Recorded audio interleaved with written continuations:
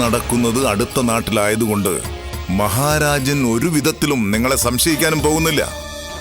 പണം കൊടുക്കേണ്ടി വരുമോ ഈ ശരവണന്? പണം കൊടുക്കണം.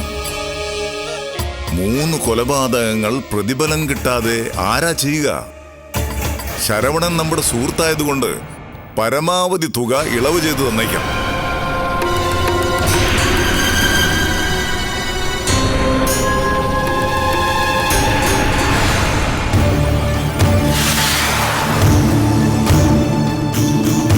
പണം എത്ര വേണമെങ്കിലും തന്നേക്കാം.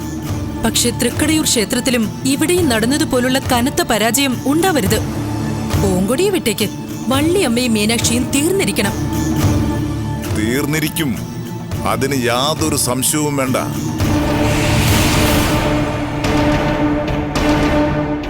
ശരി, അമ്മാമ്മ ശരവണനുമായി കൂടിയാലോചിച്ച് കരുക്കൾ നീക്കിക്കോളൂ. ആവശ്യപ്പെടുന്ന പണം ഞങ്ങൾ തന്നിരിക്കും. നാം ഉടനെ ശരവണനെ കാണാം. എന്നാൽ നാം ഇറങ്ങട്ടെ. ശരി.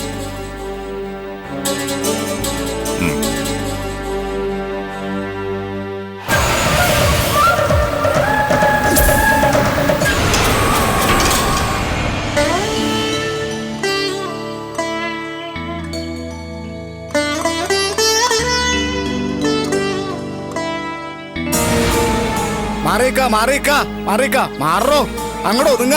കാര്യക്കാരൻ അങ്ങന്ന് വരുന്നുണ്ട്. എന്തിനാ കാര്യക്കാര് വരുന്നെന്നും പറഞ്ഞു ഒതുക്കി നിർത്തുന്നേ? ഒതുങ്ങണം. ഒതുക്കാൻ വന്നിരിക്കുന്നു. മാധവ, ഭക്തജനങ്ങളുടെ മേൽ കാര്യക്കാരുടെ അതിക്രമം കുറച്ചേറി വരുന്നുണ്ട്. അല്ല, കാര്യക്കാർ വരുന്നതിന് എന്തിനാ എല്ലാവരും മാറുന്നേ? മാറുന്നത് കൊണ്ട് പ്രധാനമായും 2 നേട്ടങ്ങളുണ്ട്. ഒന്ന്, നിങ്ങൾ ഒതുങ്ങി നിന്ന നിങ്ങൾ എല്ലാവരും അങ്ങുന്നിനെ ബഹുമാനിക്കുന്നുണ്ടെന്ന് അങ്ങുന്നിന് തോന്നും. പിന്നെ നിങ്ങളൊന്നും ഒതുങ്ങിയില്ലെങ്കിൽ അങ്ങുന്നിന്റെ കയ്യിൽ നിന്ന് എനിക്ക് പൊതിര കിട്ടും. അപ്പോ ഒതുങ്ങുന്നതല്ലേ നല്ലത്? പുതിയതായിട്ട് വന്ന ഭക്തജനങ്ങളാ അല്ലേ? അതെ. ഞാൻ ശരവണൻ അങ്ങുന്നിന്റെ സഹായി മാധേവൻ. ശരവണ സഹായം ഒന്ന് പരക്കെ വിളിക്കും, മാധേവനെന്ന് പരക്കാതെയും വിളിക്കും.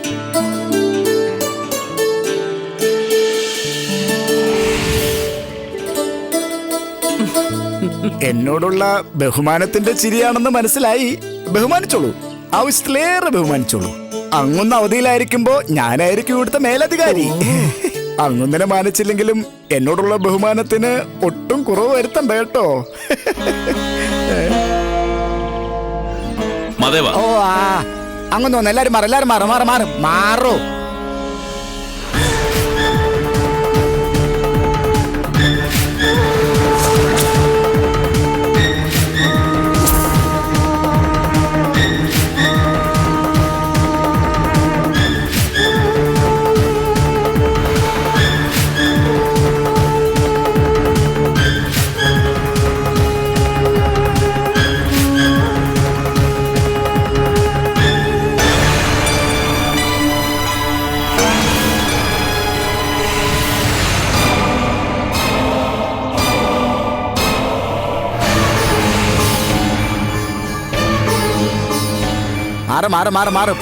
പോ. എല്ലാവരും പ്രദക്ഷിണം വെച്ചോ, പോക്കോ. നിങ്ങളോട് ഇനി പ്രത്യേകം പറയണോ? പോ.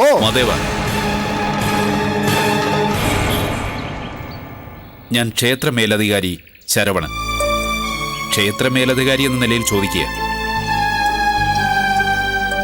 നിങ്ങളൊക്കെ ആരാ? ഞങ്ങൾ തൃക്കടയൂർ ദേശത്തു നിന്ന് വന്നവരാ. അധികാരി അദ്ദേഹത്തെ കണ്ടത് നന്നായി. ഞങ്ങൾ കുറച്ചു ദിവസം ക്ഷേത്രത്തിൽ ഭജനം പാർക്കണമെന്ന് വിചാരിക്കുന്നു. ഉവ്വോ, ഹൃദ്യമായ സ്വാഗതം. ഞാനൊരു അതിഥി സൽക്കാര പ്രിയനാണ്. സ്ത്രീകളെ പരമാവധി ബഹുമാനിക്കുന്നവനും. നിങ്ങൾക്ക് പാർക്കാൻ ക്ഷേത്രമക അതിഥി മന്ദിരമുണ്ട്. വളരെ പഴക്കമുള്ള ഒരു സത്രമാണ്. മാധവ, ക്ഷേത്രത്തിലെ അറ അടിച്ചു കഴുകി വൃത്തിയാക്കണം. ചകിരിമെത്ത മാറ്റി പഞ്ഞിമെത്ത ഇടണം. അതിപ്പോ പഞ്ഞിക്ക് ഞാൻ അവിടെ പോവും. എന്റെ തറവാട്ടിൽ നിന്ന് പഞ്ഞിമെത്ത എടുക്കാൻ. തറവാട്ടിൽ എവിടെയാ പഞ്ഞി? തറവാട്ടിലെ പഞ്ഞി. പേരെന്താ? മീനാക്ഷി. ദേവിയുടെ പേരാണല്ലോ. എനിക്കിഷ്ടപ്പെട്ടു. എന്താവശ്യമുണ്ടെങ്കിലും എന്നെ അറിയിക്കാൻ മടിക്കരുത്. മേലധികാരിയുടെ എല്ലാ പരിഗണനയും നിങ്ങൾക്കുണ്ടാവും. വിശദമായി നമുക്ക് പിന്നീട് പരിചയപ്പെടാം. ആയിക്കോട്ടെ, നിങ്ങൾ തൊഴുത് പ്രദക്ഷിണം വച്ച് വന്നോളൂ. സാവധാനം പരിചയപ്പെട്ടാ മതി. ചെന്നോളൂ ചെന്നോളൂ.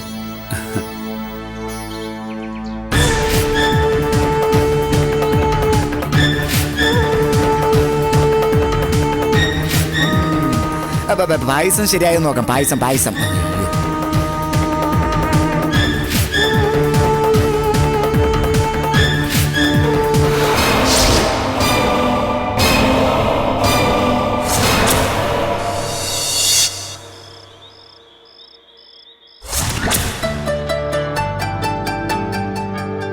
തൃപ്പാലൂരപ്പ, നീലകണ്ഠ, ഗംഗാധര,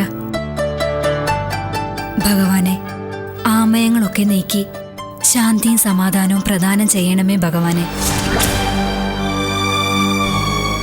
തടസ്സങ്ങളൊന്നും കൂടാതെ കുങ്കുമാർച്ചന നടത്താൻ അനുഗ്രഹം ഉണ്ടാകണേ ഭഗവാനെ. തിരുമേനി ഇതെവിടെ പോയിരിക്കുക?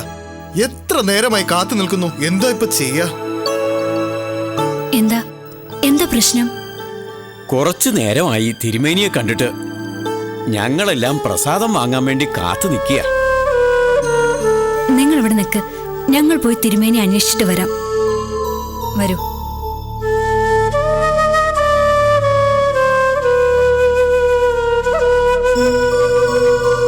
തിരുമേനി,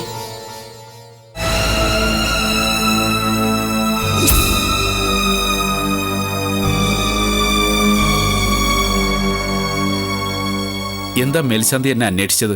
ചന്ദന വരയ്ക്കേണ്ട കഴകക്കാരി ഇന്ന് വന്നില്ല. ഇതുവരെ പ്രസാദ വിതരണം നടന്നിട്ടില്ല. ഉള്ള ചന്ദനം നാം തന്നെ അരച്ച് കാര്യം നടത്തുക. ഈ നിസ്സാരകാരി എഴുന്നള്ളിക്കാനാണോ മേലധികാരി അടിയന്തരമായി കാണണമെന്ന് പറഞ്ഞത്? കുറിക്കൂട്ട് വേണ്ട സമയത്ത് വിതരണം ചെയ്യാൻ കഴിയാത്തത് നിസ്സാര കാര്യമാണോ? ക്ഷേത്ര ജീവനക്കാരെ കൊണ്ട് കൃത്യമായി പണിയെടുപ്പിക്കേണ്ടത് മേലധികാരിയുടെ ചുമതലയാ. ജോലിക്കാരി നാളെയും വരില്ല എന്ന് പറഞ്ഞയച്ചിട്ടുണ്ട്. ഇനി നാം എന്താ ചെയ്യാ? ഇനി നാളത്തേന് ജോലിക്കാരി എത്തിയില്ലെങ്കിൽ അടിച്ചു തെളിക്കുകയും പാത്രങ്ങൾ വൃത്തിയാക്കലും ഒന്നും നടക്കില്ല. ഒരു കഴകക്കാരിയെ കിട്ടണം. നാളെ അടിച്ചു തെളിയും പാത്രം കഴുകലും ഒന്നുമില്ലാതെ കാര്യങ്ങൾ നടക്കട്ടെ. അധികാരി അദ്ദേഹം എന്താ ഈ പറയുന്നത്? വൃത്തിയും ചേരുമില്ലാതെയാണോ ശ്രീകോവിലിൽ കയറി പൂജ നടത്തേണ്ടത്? വൃത്തിഹീനമായി പൂജയും നിവേദ്യവും അർപ്പിച്ചാൽ ദൈവകോപമായിരിക്കും ഫലം.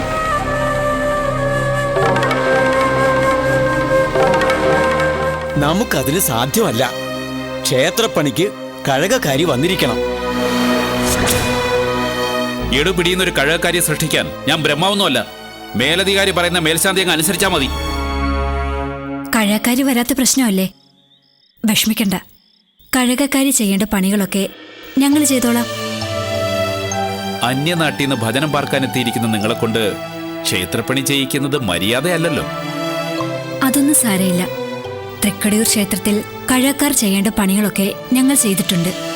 ഓ, 5000 ധാരയ്ക്കുള്ള ജലം വരെ കോരിയിട്ടുള്ളതായി ചേച്ചി. ആഹാ,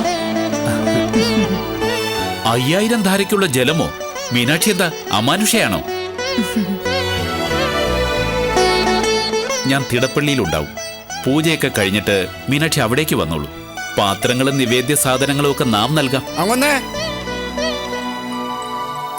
ഇവിടെ വന്ന് നിൽക്കുമായിരുന്ന അങ്ങേ കാത്ത് നാട്ടുപ്രമാണി കാര്യാലയത്തിൽ കാത്തു നിൽക്കുക. ഇതാണൊരു പ്രശ്നം. കാര്യങ്ങൾ നടക്കണമെങ്കിൽ എല്ലായിടത്തും നാം ഓടിയെത്തണം. എന്ത് ചെയ്യാനാ? ഭാരിച്ച ജോലിയല്ലേ. എന്റെ മേൽനോട്ടമില്ലെങ്കിൽ ഒന്നും ശരിയാവില്ല. മതേവാ. ഓ, എല്ലായിടത്തും ഓടി എത്തിയെന്നേ ഉള്ളൂ. പക്ഷെ ബുദ്ധി മൊത്തം പോകുന്നതേ ഈ തലേന്നാ. മതേവാ. ഓ, ഇനി ഇതെന്നാണാവോ എന്റെ തലേന്ന് പോണത്? ദാ വന്നു. മീനാക്ഷി, എന്തിനാ പണി ചെയ്യാമെന്ന് ഏറ്റത്? ഈ കഴകക്കാരി ശരവണന്റെ ഒത്താശക്കാരിയാ.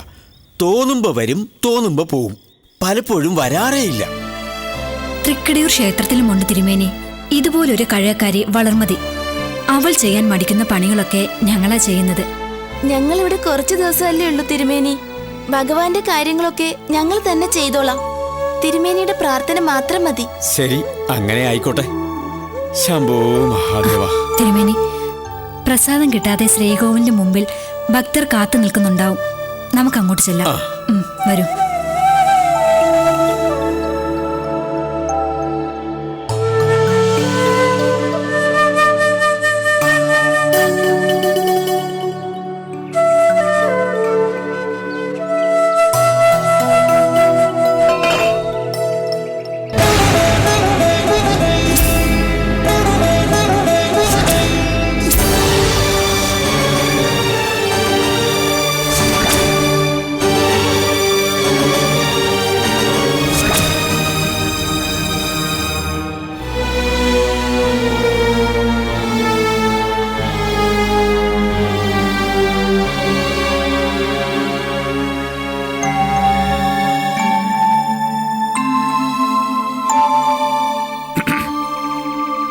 ഏയ് വേണ്ട വേണ്ട, എഴുന്നേൽക്കൊന്നും വേണ്ട, പണി നടക്കട്ടെ.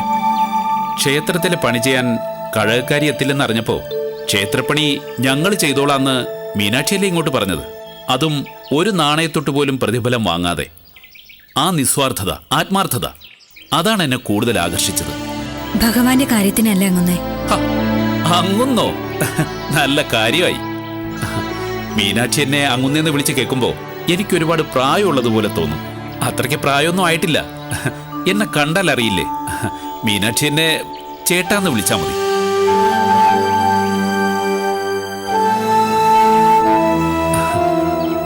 അമ്പരക്കേണ്ട കാര്യമില്ല. ഈ നാട്ടിലെ പെൺകുട്ടികളും മുതിർന്ന സ്ത്രീകളും ഒക്കെ അങ്ങുന്നേന്ന് എന്നെ ബഹുമാനത്തോടെ വിളിക്കാറുണ്ട്. ഞാനത് തിരുത്താൻ പോയിട്ടില്ല. തൃപ്പാലൂർ ക്ഷേത്രത്തിലെ യുവാവും സുന്ദരനുമായ മേലധികാരി സ്ത്രീകളുടെ മുഖത്തുപോലും നോക്കില്ലെന്നാണ് ഈ നാട്ടിലെ സ്ത്രീകളുടെ പരാതി. അതപ്പട സത്യവുമാണ്. മേലധികാരിയുടെ പദവി വിട്ട് താഴോട്ടിറങ്ങി ഞാൻ സ്ത്രീകളോട് ലോഹ്യം കൂടാറില്ല. പിന്നെന്തുകൊണ്ട് മീനാക്ഷിയോട് എളിമയോടെ ലോഹ്യം പറയുന്നു എന്നാവും മീനാക്ഷിയുടെ സംശയം. മീനാക്ഷിയുടെ വ്യക്തിത്വം എന്നെ വളരെയേറെ ആകർഷിച്ചിരിക്കുന്നു. പുറമേയുള്ള സൗന്ദര്യം അകമേയുള്ള മനസ്സിനുണ്ടെന്ന് സാരം. അങ്ങുന്നേ, ഈ പാത്രങ്ങളൊക്കെ വൃത്തിയാക്കി തിടപ്പള്ളിയിൽ എത്തിക്കാൻ സമയമായി. അതിനെന്താ, പണി തുടർന്നോളൂ. ഞാനിവിടെ നിൽക്കുന്നത് നിങ്ങളുടെ പ്രവൃത്തിക്ക് തടസ്സമാണെങ്കിൽ പോയേക്കാം. ജോലി നടക്കട്ടെ.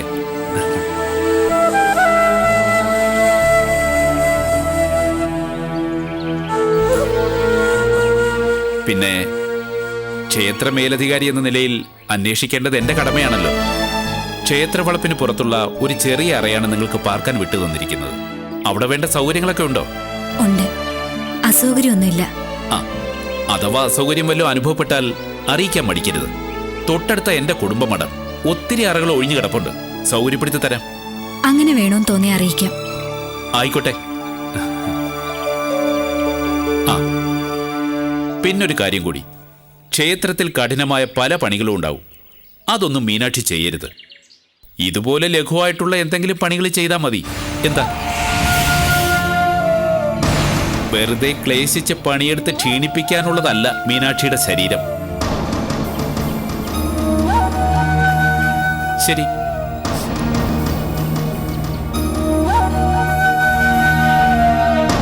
ഇയാൾ അത്ര ശരിയല്ലല്ലോ ചേച്ചി. തൃക്കടയൂരിലെ കരികാലന്റെ മറ്റൊരു പതിപ്പ്. എന്തോ ആകട്ടെ, നമ്മൾ നിലവിട്ട് പ്രതികരിക്കാതിരുന്നാ മതിയല്ലോ. നീ വാ, നമുക്ക് പണി പൂർത്തിയാക്കാം.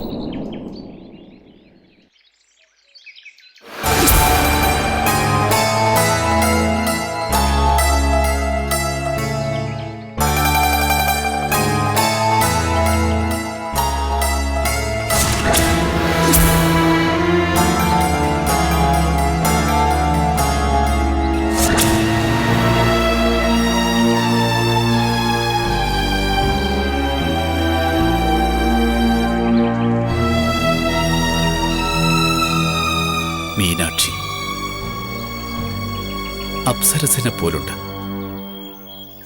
എനിക്കവളെ ഏറെ ഇഷ്ടപ്പെട്ടു. പെട്ടെന്ന് വഴങ്ങുന്ന പ്രകൃതക്കാരിയല്ല. ഏത് വിധേനയും അവളെ വശത്താക്കണം. അതിന് എന്താ ഒരു വഴി? അങ്ങനെ ഒരു അത്യാവശ്യ കാര്യം പറയാനാ വന്നേ. പറയ്. നമ്മുടെ തൃക്കടയൂർ ക്ഷേത്രത്തിലെ മേലധികാരി ഉണ്ടല്ലോ, കരിമൂർഖൻ അങ്ങുന്ന്. കരിമൂർഖനല്ല, കരികാലൻ. ആ അങ്ങുന്നിന് ഈ അങ്ങുന്നിനെ അത്യാവശ്യമായിട്ട് കാണണമെന്ന് പറഞ്ഞിരിക്കുന്നു. അത്രേ ഉള്ളൂ. ഞാൻ സൗകര്യം പോലെ കണ്ടോളാം. ഓ,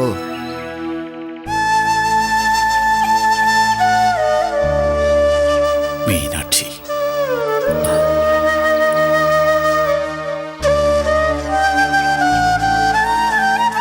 അങ്ങൊന്നെ അങ്ങൊന്ന് ആരെ ഈ സ്വപ്നം കാണുന്നേ? സ്വപ്നം കാണുന്നു? ഞാനാരെയും സ്വപ്നം കാണുന്നില്ല. അങ്ങൊന്നെ മാധവനെ വിളിക്കാൻ നോക്കണ്ട. അങ്ങൊന്നൊരു സാക്ഷാൽ കാമദേവനാണെന്ന് മാധവൻ അറിയാലോ. ആരാണാവോ ഈ മനസ്സിൽ കയറി കൊളുത്തി പിടിച്ചിരിക്കുന്നത്? മാധവ, ഓ, നമ്മുടെ ക്ഷേത്രത്തിൽ ഒരു വെള്ളരിപ്രാവ് പറന്നിറങ്ങിയിരിക്കുന്നു. മീനാക്ഷി,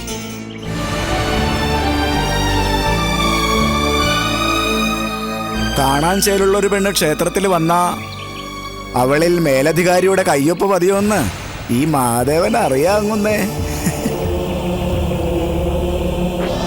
അവളെ ഒന്ന് അടുപ്പിക്കണമല്ലോ മാധവ. അടുപ്പിക്കാം. അങ്ങൊന്ന് അണിയറയിൽ പോയി ചമയങ്ങൾ അണിഞ്ഞാട്ടെ. മീനാക്ഷി കുട്ടിയെ അരങ്ങിലെത്തിക്കുന്ന കാര്യം ഞാൻ ഏറ്റു. തൽക്കാലം അങ്ങൊന്ന് വന്നാട്ടെ. കരികാലിൽ അങ്ങൊന്ന് കാത്തു നിൽക്കുന്നു. വരൂ.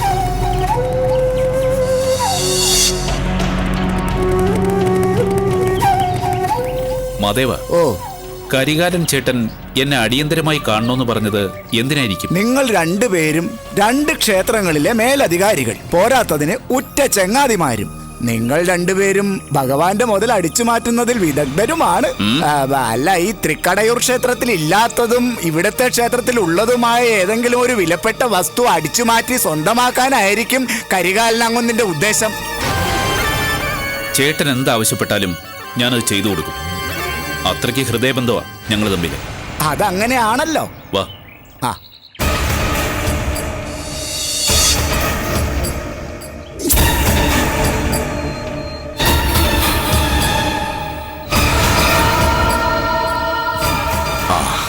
ഒരുപാട് നാളായല്ലോ ചേട്ടനെ കണ്ടിട്ട്.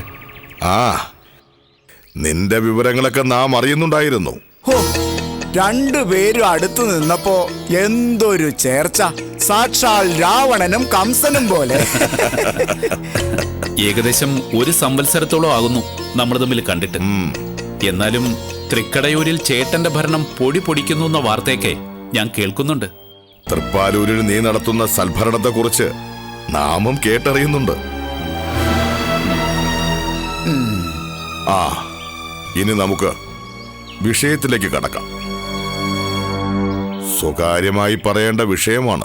ഞാൻ പോണോന്നായിരിക്കും. വേണ്ട ചേട്ടാ, ചേട്ടന് ഗുണാളൻ എന്ന പോലെയാണ് എനിക്ക് മാധവനും. എന്തു സ്വകാര്യവും അറിയിക്കാൻ പറ്റിയ വിശ്വസ്തൻ. നാം ഏൽപ്പിക്കുന്ന കാര്യം നിർവഹിക്കാൻ നിനക്ക് മാധവന്റെ സഹായവും വേണ്ടിവരും. ഞാൻ പരക്കെ അറിയപ്പെടുന്നത് തന്നെ ശരവണ സഹായമെന്നാണ്. എന്തൊത്താശ വേണോ അങ്ങൊന്നിന് ഞങ്ങൾ ചെയ്തിരിക്കും. അങ്ങൊന്ന് കാര്യം പറ. ശരവണന്റെ ക്ഷേത്രത്തിൽ കുങ്കുമാർച്ചന വഴിപാട് നടത്താൻ 2 പുതിയ മഹാഭക്തര് വന്നിട്ടുണ്ടല്ലോ, മീനാക്ഷിയും പൂങ്കൊടിയും. ഉവ്വ്, അവരെ ഞങ്ങൾ പരിചയപ്പെട്ട് കഴിഞ്ഞല്ലോ. അവർ ക്ഷേത്രത്തിൽ ഭജനം പാർക്കുകയാണ്. ഭജനം പാർക്കലും നേർച്ച നടത്തലും കഴിഞ്ഞ് അവർ തൃക്കടയൂരിലേക്ക് മടങ്ങരുത്. 2ന്റെയും കഥ കഴിച്ചിരിക്കണം.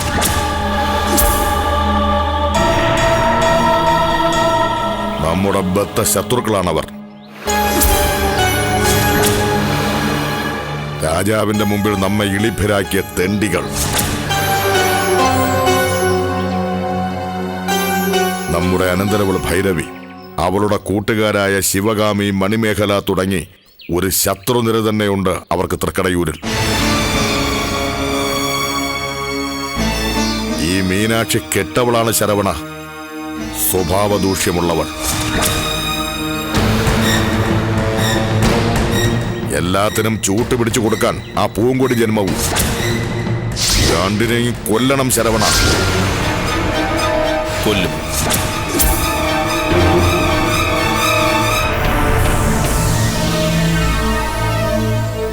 കൊല ചെയ്ത് പാരമ്പര്യമുള്ളവനാ ശരവണനെന്ന് ചേട്ടൻ അറിയാലോ. ചേട്ടന്റെ ശത്രുക്കളെ എന്റെയും ശത്രു പട്ടികയിൽ ചേർത്ത് കഴിഞ്ഞു. മാധവ, ആ നീ എന്താ ആലോചിച്ച് കൂട്ടുന്നേ? മീനാക്ഷിയെ കുറിച്ച് അങ്ങൊന്ന് പറഞ്ഞത് വിശ്വസിക്കാനേ കഴിയുന്നില്ല. അവളെ കണ്ട ഏതോ വലിയ തറവാട്ടി പിറന്നവളാണെന്നേ തോന്നുന്നു. അല്ല, മിന്നുന്നതെല്ലാം പൊന്നല്ല എന്നറിയാം. കൊല്ലേണ്ടവളാണെങ്കിൽ കൊല്ലണം അങ്ങുന്നേ.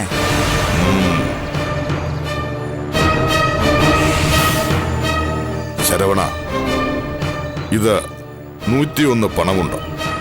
തൽക്കാലം ഇതിരിക്കട്ടെ. അല്ല ചേട്ടാ, നമ്മൾ തമ്മിലുള്ള ഇരിപ്പോശം വച്ച് ഇത്രയും കൂടുതൽ പണം ചേട്ടന്റെ കയ്യിൽ നിന്നും... നമ്മുടെ കയ്യിൽ നിന്നല്ല, ധനസ്ഥിതിയുള്ള ശിവകാമിയുടെയും മണിമേഖലയുടെയും പണമാണിത്. വാങ്ങിക്കൊള്ളൂ.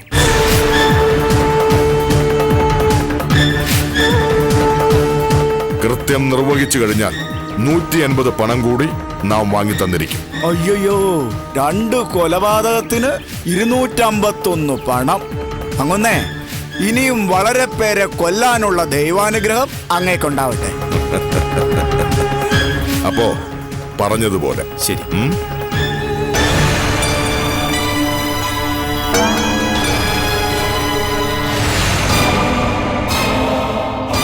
മാധവ, ഓ, എന്റെ കരികാലൻ ചേട്ടന്റെ ആത്മാഭിമാന പ്രശ്നമാണിത്. കൊലപാതകം കഴിയുന്നവരെ നീ എന്റെ വലം കൈയായി ഒപ്പം ഉണ്ടാവണം. ഉണ്ടാവുന്നേ. രണ്ടിനെയും കൊന്ന് കൊല വിളിച്ചിട്ടേ ഈ മാധവനിന് വിശ്രമമുള്ളൂ. സത്യം. അങ്ങനെ വന്നാലും നമുക്ക് ഭക്ഷണം കഴിക്കാം. അല്ല, അമ്പലത്തിൽ പൂജ തുടങ്ങാറായി എന്ന് പറയായിരുന്നു.